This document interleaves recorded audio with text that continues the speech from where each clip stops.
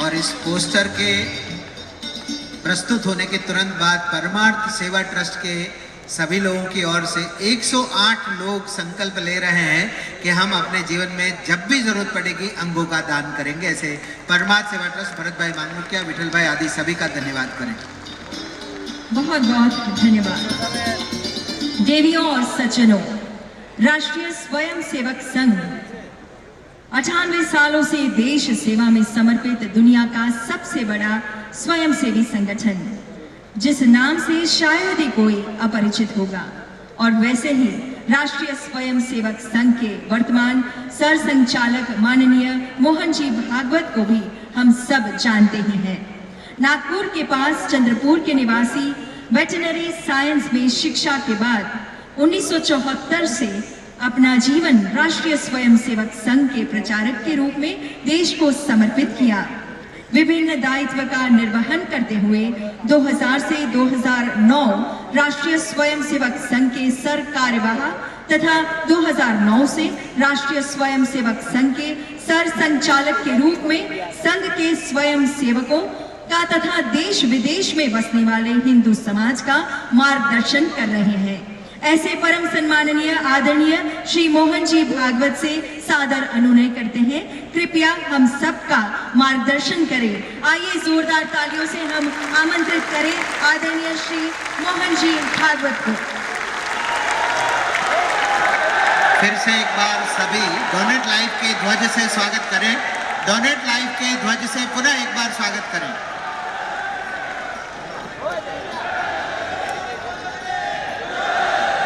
भारत माता की, भारत माता की। मंच पर उपस्थित आदरणीय सुमा भाई, आदरणीय नीलेश भाई सहित पटना और दिल्ली के दधीची देहदान समिति के कार्यकर्ताओं सहित सबको नमस्कार। सर्वप्रथम दोनों तरफ जो अंगदाता परिवार बैठे हैं, वास्तव में वो देवता स्वरूप है।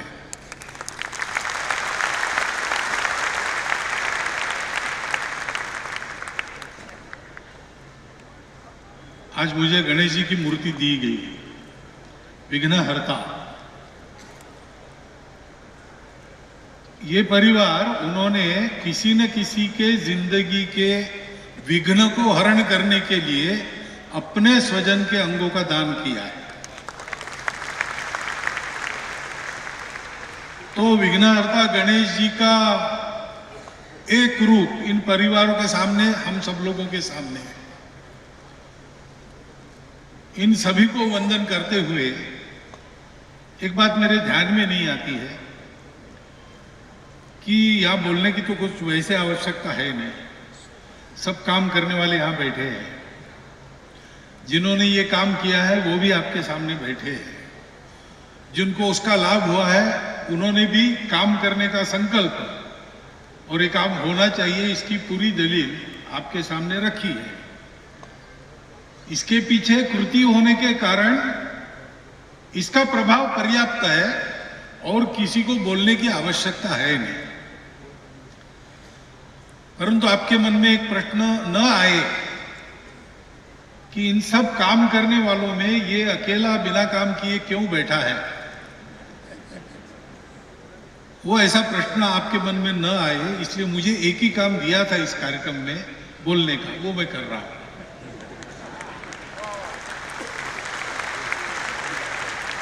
अब एक बात ध्यान में रखिए कि थोड़ा इस कार्यक्रम में हम लोग अपने जोश को जरा नियंत्रण में लाएं। ये काम होश में करने का काम है, सोच समझकर करने का काम है। दोनों की आवश्यकता रहती है, होश की और जोश की भी। स्वतंत्रता प्राप्ति के पहले हमको लड़ना था विदेशियों से, गुलामी से मुक्त होना था। वो तो ऐसे मानने वाले नहीं थे, तो जिसको जो मार्ग अच्छा लगा उस मार्ग से गुलामी के विरुद्ध संघर्ष हमारा चला। शस्त्र हाथ में लेकर क्रांतिकारों ने किया, चरखा हाथ में लेकर गांधी जी के नेतृत्व में समाज के करोड़ों लोगों ने किया। किसी ने समाज के सुधार के द्वारा उसको किया, लेकिन हर व्यक्ति उस समय स्वतंत्रता के लिए मैं क्या कर सकता हूं ये सोच के काम करता था, और काम लड़ने का था। इसलिए उस समय नारे लगे, वो नारे प्रसिद्ध हो गए। वंदे मातरम तो मंत्र स्वरूप बन गया, वो आज भी हमें प्रेरणा देता है। स्वतंत्रता के बाद अब दूसरा कोई है नहीं, हम ही हमारे लिए जिम्मेवार हैं। हम स्वतंत्र हैं, हम अपने मन से अपने देश को चलाते हैं। तो होश में जब सोचते हैं अब हमारे देश के भक्ति का स्वरूप क्या होगा, तो भगिनी निवेदिता का एक वाक्य याद आता है कि देशभक्ति की अभिव्यक्ति स्वतंत्र देश में नागरिक जीवन के रूप में प्रकट होती है। लड़ाई तो बंद हो गई, अब तो बनाना है, संवारना है। लेकिन किसको संवारना है? तो हमारा देश है, हम सबको संवारना है। स्वतंत्रता के बाद देश के सरकार पर अपनी जिम्मेवारी सौंप के हम शांत बैठे, ये तो उसे होगा भी नहीं और ये उचित भी नहीं, क्योंकि प्रजातंत्र है तो प्रजा देश को बनाएगी। तो देशभक्ति का स्वरूप क्या होता है? तो देश यानी क्या होता है जिसकी भक्ति करें? तो एक तो मातृभूमि है, उस मातृभूमि का एक एक कण हमारे लिए पवित्र है, उसको स्वतंत्र रखना, फलता फूलता रखना। इस देश का जल, जंगल, जानवर, ऐसा कहते हैं सामान्य भाषा में, बड़े लोगों की भाषा में, इस देश की बायोडायवर्सिटी, इस देश की प्राकृतिक संपदा, इसका संरक्षण, संवर्धन, ये दूसरा आयाम है। लेकिन सबसे महत्व का आयाम जिससे देश के स्वरूप का राष्ट्र में रूपांतरण होता है, वो है देश का जन, यानी हम सब लोग।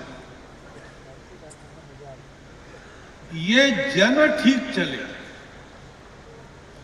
जन वैसे डिक्शनरी में देखा जाए तो जन यानी लोग हैं। तो कहीं भी भीड़ दिखी तो आप उसको जन कह सकते हैं क्या? नहीं, ये जन शब्द शास्त्रीय शब्द है। पीपल कौन है? कोई भी नहीं, लोग नहीं। तो जो आपस में जुड़े हैं, मातृभूमि के पुत्र के नाते आपस में जिनका भाईचारा है। भारत के हम सब लोग एक हृदय हो जाए, भारत जननी एक हृदय हो, ऐसा एक गीत है। ये देशभक्ति है।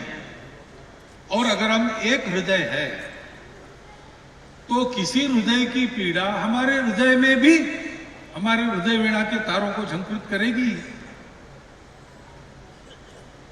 तो स्वतंत्र देश में हमारे देशभक्ति का स्वरूप क्या है? नागरिक जीवन के नियम अनुशासन होते हैं, उनको पालन करना, ये एक बात है। किसी भी हालत में उनका उल्लंघन नहीं करना, हाथ में कानून लेना नहीं। ग्रीवंस हो, दुख हो, पीड़ा हो, तो भी प्रजातांत्रिक रास्ते हैं उसको व्यक्त करने के, उसको छोड़ के जाना नहीं। लेकिन दूसरा है कि सब नागरिक, सब जन अपने देश में, वो मेरा अपना है, इसलिए उसके सुख दुख में हमारी सहयोगिता, सहभागिता हो। और इसलिए अंगदान ये देशभक्ति का काम है, देशभक्ति का ही स्वरूप है। जिन लोगों का जीवन खराब होने वाला है क्योंकि उनका एक अंग बेकाम हो गया, मेरे पास है और अब मैंने उसका उपयोग कर लिया, अब मैं जिंदा नहीं हूं, नहीं रहने वाला हूं, तो मैं उसका दान क्यों ना करूं? बहुत कुछ हम इसमें बड़ा कुछ कर रहे, ऐसा नहीं, हमारा उपयोग करके हो गया, बताया ना, केवल मृत्योपरांत अंगदान इसी का काम है। तो मृत्यु के उपरांत भी शरीर अगर किसी के उपयोग में आ सकता है तो करना ही चाहिए। मनुष्य शरीर का उपयोग क्या है? मनुष्य शरीर का उपयोग सबके लिए जीना यही है, सबके लिए जीना और सबके लिए मरना, यही तो मनुष्य जीवन है। इस देश के लिए जीना, इस देश के लिए मरना।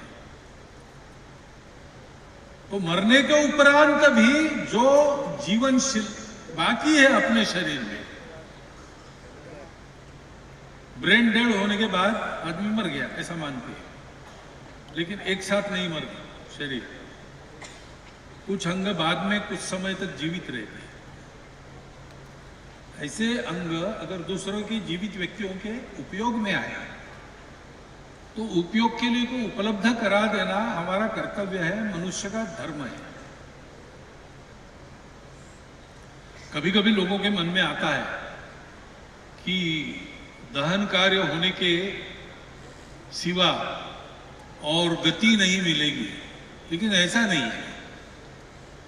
कुछ व्यक्ति ऐसे होते हैं, वो कहीं विशेष परिस्थिति में उधर ही मर जाते, उनका शरीर मिलता नहीं, लेकिन बिना शरीर के उनकी भी उत्तर क्रिया होती है, गया में होती है, और भी जगह होती होगी पता नहीं। शरीर का दहन करना, शरीर को दफन करना, ये इसलिए है कि शरीर को छोड़ने के बाद जो कुछ है उसको इस शरीर का मोह न रहे। तो शरीर का मोह तो त्याग देना ही है, और इसलिए इस दृष्टि से भी इसमें कोई गलती नहीं है, शास्त्र निषिद्ध ये काम नहीं है। गति वगैरह की चिंता भी इसमें करनी नहीं चाहिए। राजा रंतिदेव थे, 12 साल का अकाल पड़ा, प्रजावत्सल राजा थे, सब कुछ प्रजा के योगक्षेम के लिए उन्होंने दे दिया, और स्वयं 43 दिन का व्रत रखा, 43 दिन खाऊंगा नहीं, पानी पीऊंगा नहीं, और प्रजा के दुख निवारण के लिए काम करूंगा, ऐसा उन्होंने किया। और अकाल की तीव्रता कम हो गई, प्रजा मरने के कगार पर आ गई थी, वापस आ गई, धीरे धीरे सब ठीक होगा, ये पक्का हो गया। 43 दिन पूरे हो गए, उन्होंने कहा कि मैं अपने व्रत का उद्यापन करता हूं। अपने महल में वापिस आए, लेकिन सब कुछ दे दिया था अकाल पीड़ा हरण के लिए, अकाल राहत के लिए। तो रानी, राजकुमार, राजकन्या और 4 जीव अब कैसे उद्यापन, भोजन कैसे करना? लेकिन 1 लोटा पानी था और 1 कटोरी सत्तू था, तो उसी के 4 भाग उन्होंने किए और भोजन के लिए बैठ गए। तो सामने एक भिखारी आ गया, कुत्ते को लेकर आ गया साथ में। उसने कहा, महाराज सबका तो अकाल ठीक हो गया, अब ठीक होगा, लेकिन मैं अकेला बच गया हूं, मुझे बहुत दिन से कुछ खाने को नहीं मिला। तो राजा ने उठ के अपना सत्तू उसको दे दिया, उसने खाया। उसने कहा, महाराज पेट तो नहीं भरा। तो रानी ने दे दिया, फिर राजकुमार ने भी दे दिया, फिर उसने कुत्ते के लिए मांग लिया, तो राजकन्या ने भी दे दिया। बाद में फिर उसने कहा प्यास लगी, तो 3 कटोरी पानी वो पी गया और 4थी कटोरी राजकुमारी की कुत्ते को पिला दी। राजा की आंखों में आंसू आ गए। तो भिखारी उसको कहता है, भाई आपको दुख होता हो तो ये मुझे नहीं चाहिए, आपको दुख देके मुझे अपना दुख निवारण नहीं करना है। भले ही मैं भिखारी हूं, लेकिन मैं लोगों की पीड़ा मैं भी नहीं देख सकता, मैं भी मनुष्य हूं। राजा ने कहा, भले आदमी, तुमको देने के कारण मुझे नहीं बचा इसलिए दुख नहीं हो रहा है, अगर तुमने फिर से मांगा तो देने के लिए कुछ नहीं, इसलिए मैं रो रहा हूं।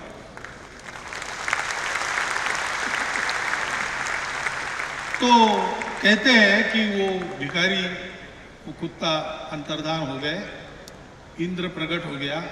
उसने कहा कि तुम्हारी परीक्षा ले रहा था, तुमने इतना पुण्य किया है कि अब तुम चारों को मेरे साथ सदैव मुक्ति के लिए स्वर्ग चलना हो।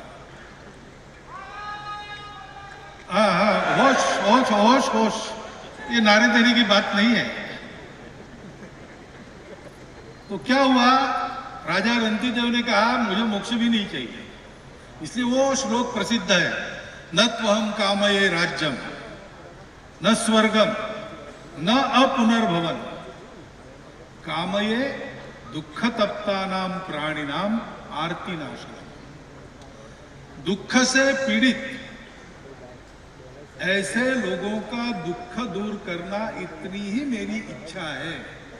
हमारे देश में मानव जीवन के आदर्शों में राजा रंतिदेव जी का जीवन,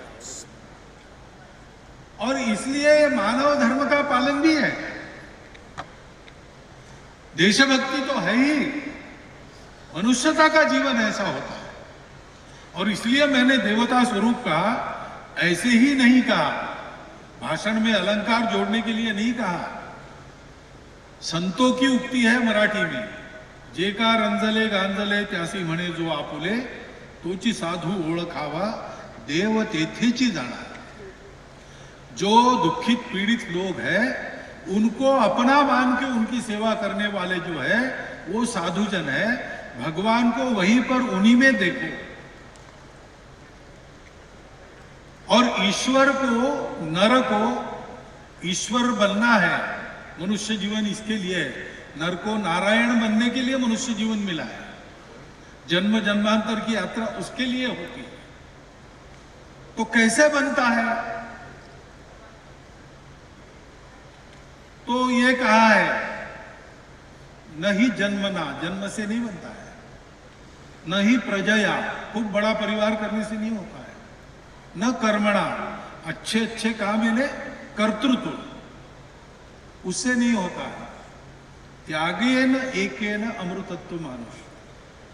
आप जितना देंगे उतने बड़े बनेंगे, और सब कुछ दे देंगे तो भगवान बन जाएंगे। और ऐसे देते हैं कि जिससे देते हैं वो भी दे जाते हैं। यानी मैं दे रहा हूं, मैं देता हूं, मुझे देना है, तो इसमें जो मैं है वो है देने वाला, मैं दे रहा हूं, उस मैं को भी दे देते हैं। ऐसा जो दान होता है वो मनुष्य को भगवान बनाता है। यहां दधीची देहदान वाले हैं, दधीची ऋषि की कथा तो सबने सुनी है। तो त्यागमय जीवन के कारण वृत्रासुर जैसे अजिंक्य असुर का वध करने की ताकत उनके हड्डियों में थी, और देवों ने उसको मांग लिया। तो आनंद पूर्वक योगाग्नि में अपने देह को जलाकर हड्डियों से उन्होंने वज्र बनाने के लिए देवताओं को दान कर दिया।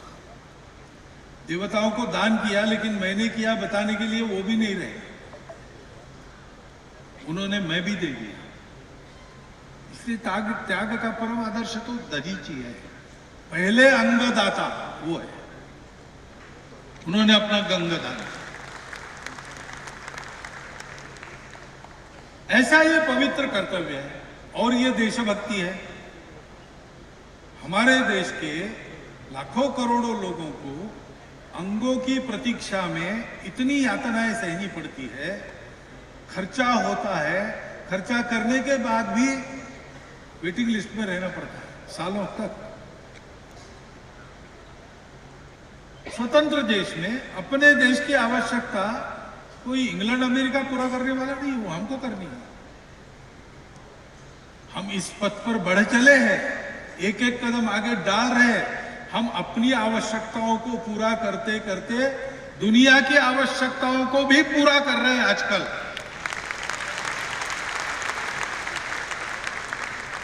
इस देश के हम वारस हैं, इस देश के हम नागरिक हैं, इस देश के अपने आप को कहते हैं, तो हमारा जीवन भी ऐसे ही होना चाहिए ना। और इसलिए अंगदान का जो संकल्प आपने लिया वो भूल नहीं जाना। अपने घर में सबको बता के रखना आज क्या संकल्प लिया। अपने हमेशा जिनके पास आप जाते हैं ऐसे डॉक्टरों को बता के रखना। और सूरत में रहने वाले आप लोग हैं तो सूरत में ये काम चलाने वाले डोनेट लाइफ में बता के रखना। एक लिस्ट ऐसी भी बनी जो आज है, लेकिन जब नहीं रहेंगे तब जो अंग उपयोगी रहेंगे वो समाज के लिए उन्होंने पहले से दे दिए, रिजर्व कर लिए। उन अंगों को अपने जीवन के अंत तक ठीक रखना ये भी दायित्व अपना बनता है, क्योंकि ये संकल्प लेने के बाद अपना शरीर केवल अपना नहीं है, इसका जितना जीवन कार्य है उतना ये चला लेगा और बाद में समाज के लिए कुछ छोड़ेगा। ऐसा उसको फिट रखना ये भी अपना काम है। एक अंगदान के पीछे इतना सारा होता है। अपना जीवन शारीरिक, बौद्धिक, मानसिक शक्तियों से युक्त जीवन बनाना ऐसे ही होता है। भगवान की पूजा जब होती है तब अनुपयोगी वस्तुओं से नहीं होती है, बहुत सुंदर रीति से तैयार किया जाता है। ताजे फूल तोड़े जाते हैं, प्रसाद बहुत अच्छी तरह बनाया जाता है और ऐसा बना बनाया उत्कृष्ट भगवान की पूजा में लगता है। तो अपने जीवन को ऐसा बनाकर समाज रूपी भगवान के चरणों में अंतिम क्षण में अर्पण करना, ये मनुष्य जीवन की तपस्या अंगदान का संकल्प बता। और इसलिए इस काम में लगना चाहिए। और सूरत के बारे में आज जो कहा गया, मैंने 2 साल 3 साल पहले मैं आया था। उस समय मैंने कहा था देख के, और देश में भी 2-4 जगह बताया कि जहां पर समाज में आपसी रिश्ते आत्मीयता के हैं, आपसी व्यवहार सद्भाव और समझदारी का है, और इसलिए उस शहर में जो जाता है वो वापस नहीं आता है, वहीं रहता है, और जाते समय जैसा था उससे बड़ा बनता है। ऐसे भारतवर्ष में 10-5 स्थान मैंने देखे, उसमें एक सूरत है। पहले हम सुनते थे सूरत से सीरत बड़ी, सूरत बिन पंख उड़ जाए। सूरत तो चली जाती लेकिन सीरत कभी न जाए। लेकिन सूरत में सूरत भी है और सीरत भी है। तो भाग्य से यह वातावरण जिनको मिला है उनको उसका पूरा उपयोग करना चाहिए, अपने जीवन को ठीक बनाने के लिए, समाज के जीवन को ठीक बनाने के लिए।